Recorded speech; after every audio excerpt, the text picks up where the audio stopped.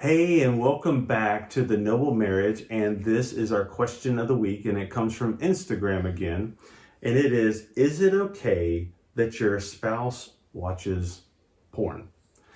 Such a great, tough subject for us to conquer this morning. Yeah, and I want to include a different question in that too is it okay as a married couple if you watch porn? Let's tackle the first one. So in the Bible, Jesus is very explicit about sin, and specifically he talks about lusting in our hearts. And so that is a sin. And what I have realized about porn is there's nothing true in it. And in fact, it's an industry that's probably the biggest industry in the entire world as far as financial. And there's a reason behind that. It's because men are really visually stimulated. And now I understand that women are really starting to get addicted to that as well. And so it's something that is grabbing and addictive, and it has a hold on a lot of people. And it's destructive. It's destructive outside of marriage, just as a single person, but it's destructive in a marriage as well. And the reason is because it eats away at your soul.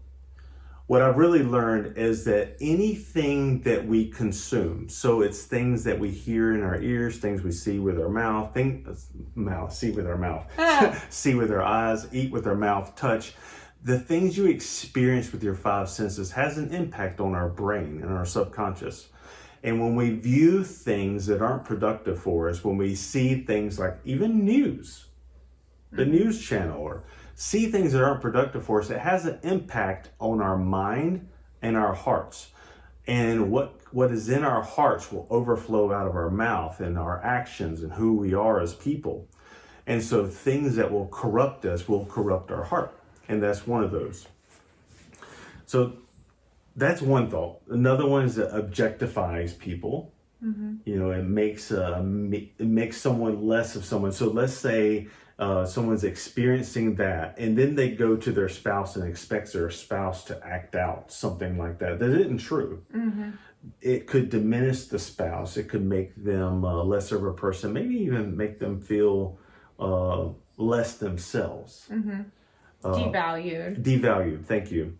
Another thought is, why would I, when it comes to our marriage, why would I let someone else into our marriage and sexually? You know, why would we do that together? Why would we allow someone else into that? It just is not productive. It's not helpful in any way. There's nothing positive that will ever come out of that, and it will degrade who we are as people and degrade our marriage. Yeah. And one thing I was going to say too is that it's an area that wives cannot live up to. It's just not realistic. And I remember when we were going through that in our marriage, it really had me like self-conscious of my body, and I mean, I don't look like that, and so am I satisfying you as a wife? And I felt like I didn't have that like ability to fully satisfy, and it takes away from what sexual intimacy is supposed to be like. It's supposed to be erotic and just super connecting and like off the charts amazing. And when those images and things are in your mind, like none of that happens.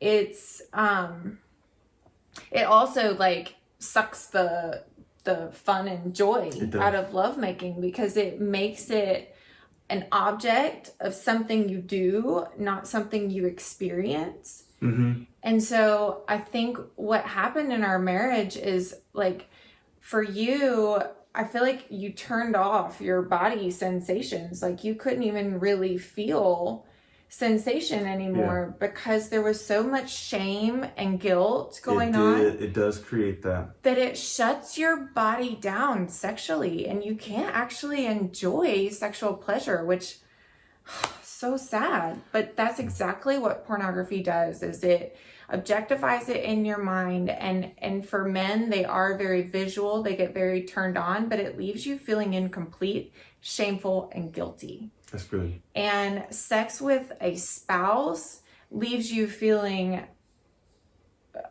fill in the words. Yeah.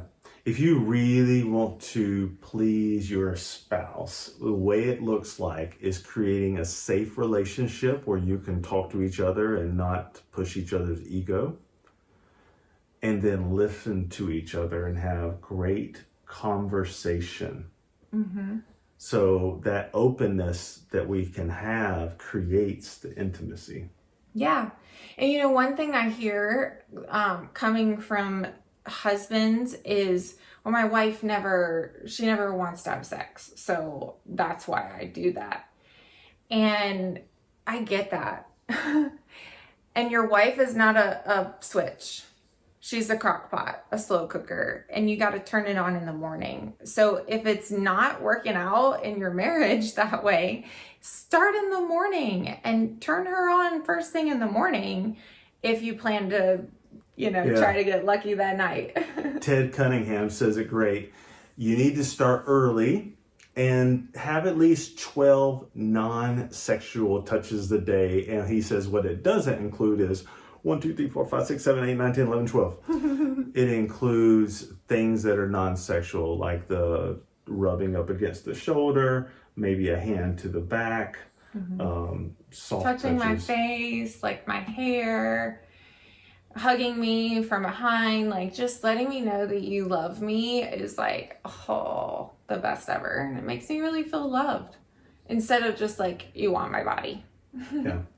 So if this is you that is dealing with this, I just want to say that our marriage transformational course really goes so much deeper into intimacy emotionally and physically.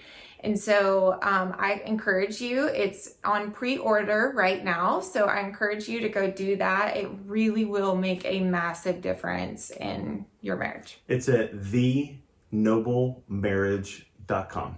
Yeah. And thanks so much for watching and joining our conversation. Bye. Bye.